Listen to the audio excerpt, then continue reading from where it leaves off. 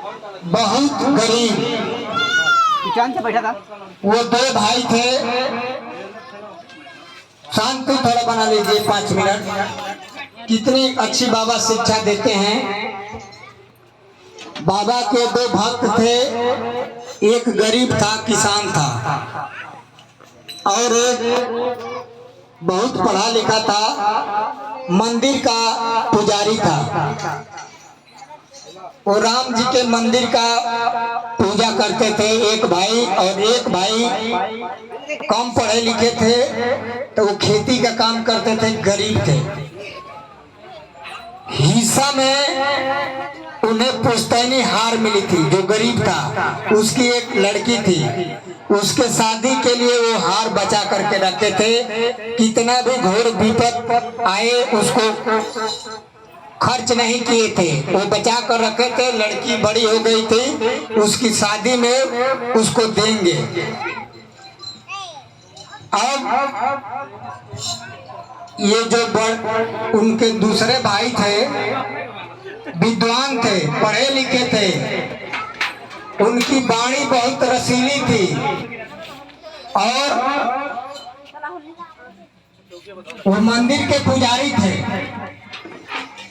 एक बार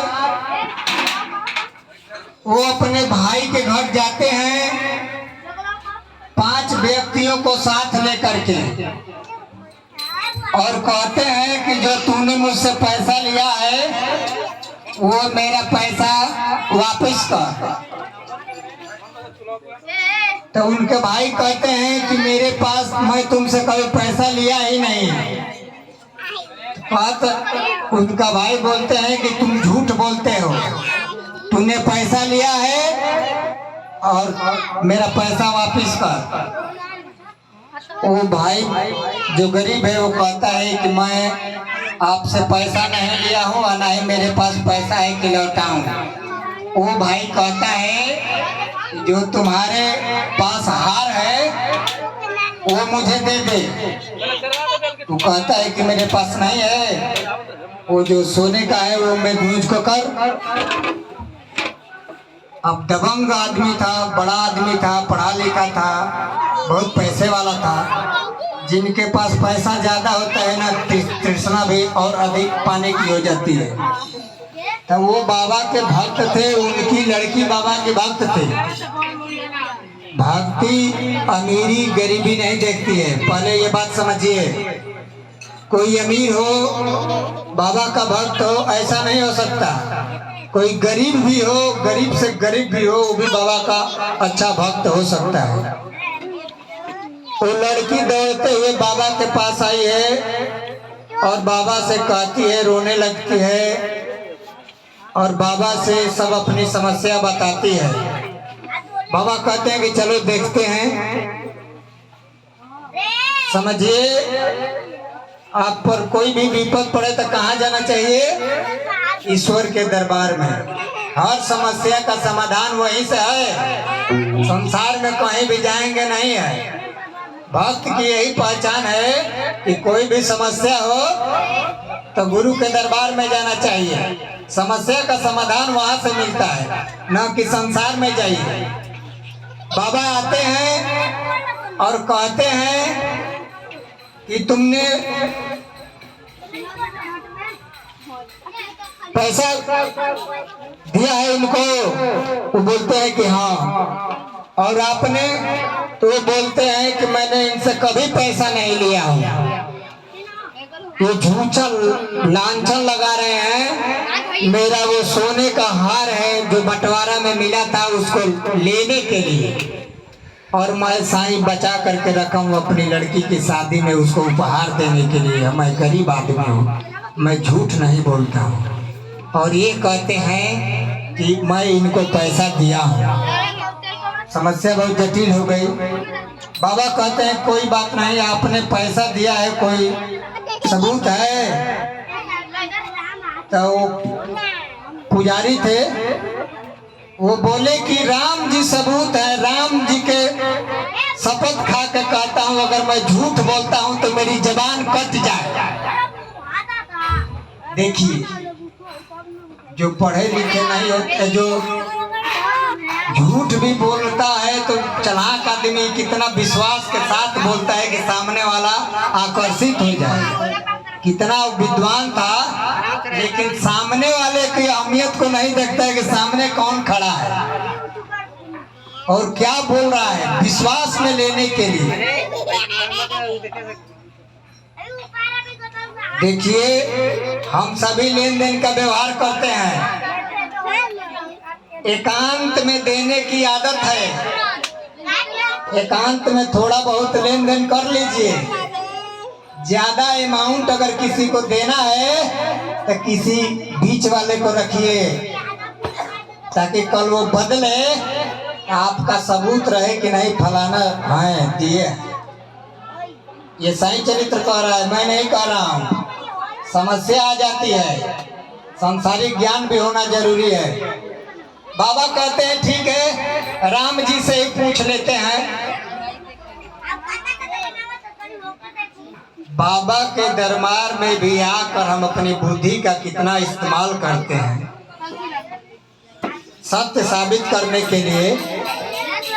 वो कहते हैं कि बेटी, जो तेरे घर में राम जी की मूर्ति है लाओ।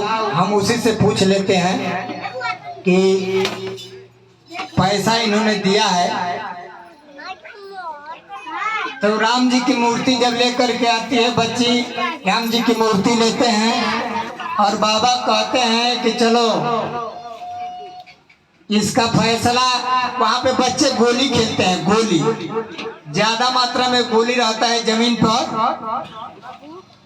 तो बाबा एक झोली देते हैं और कहते हैं कि देख, इसमें से 2 गोली उठा, एक काली और एक सफेद। ज्यादा मात्रा में गोली है, बच्चे खेलते हैं वहां पे, 150 गोली है। एक सफेद और एक काली गोली उठा करके इस झोली में डाल, और बच्ची अगर सफेद गोली निकाली तो इसका मतलब है कि उसने पैसा नहीं लिया है।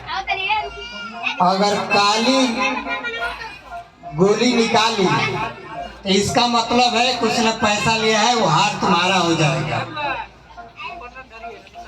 कहे कि ठीक है, शर्त मुझे मंजूर है। सफेद गोली निकलेगी पैसा उस बच्ची का, माने हार। काली गोली निकलेगी हार इस व्यक्ति का। वो व्यक्ति, बाबा दूसरी ओर बात करते हैं, वो व्यक्ति क्या करता है कि नीचे से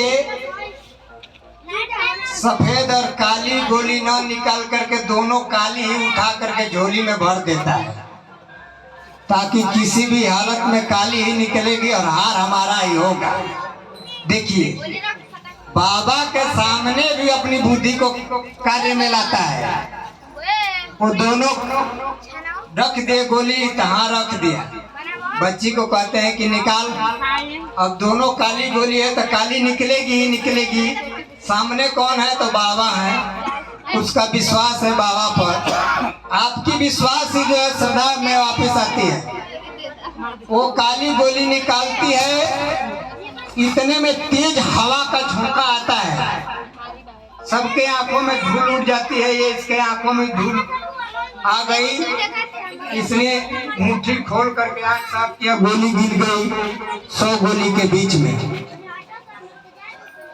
तब कहते हैं कि बाबा गोली तो हमारी गिर गई नीचे गिर गई, तो उसमें कौन गोली है समझ में नहीं आया। कहते हैं कोई बात नहीं, दूसरी गोली निकाल। अगर काली निकली तो मान लिया जाएगा कि सफेद गोली गिरी है नीचे। अब वो काली थी ही उसमें गोली, काली निकाली और दिखाई काली गोली है। तब उसने कहा कि हार तुम्हारा है और तुम्हारा ही रहेगा, इसका नहीं रहेगा। तब उस व्यक्ति ने कहा कि साईं, सफेद गोली कैसे निकलेगी, हमने तो दोनों काली डाली थी। तब बाबा ने कहा, तुम इतना धूर्त हो कि राम जी के सामने भी तुम झूठी कसम खाई और तुमने कहा कि हमारी जबान सड़ करके गिरे। थोड़ा कल्पना करो कि अगर तुम्हारी जबान नहीं रहेगी तुम्हारा जीवन कैसे होगा। सोच करके वो व्यक्ति कांपने लगा और बाबा के चरणों पर गिर करके माफी मांगी। हम बाबा के दरबार में आते हैं, अपनी बुद्धि को अपने घर पर बांध करके रख दे अपने ज्ञान। प्रेम से बोलिए सदगुरु साईनाथ महाराज की। आइए भजन की अगली कड़ी में प्रिया शर्मा से सुनिए। प्रिया शर्मा का एक भजन।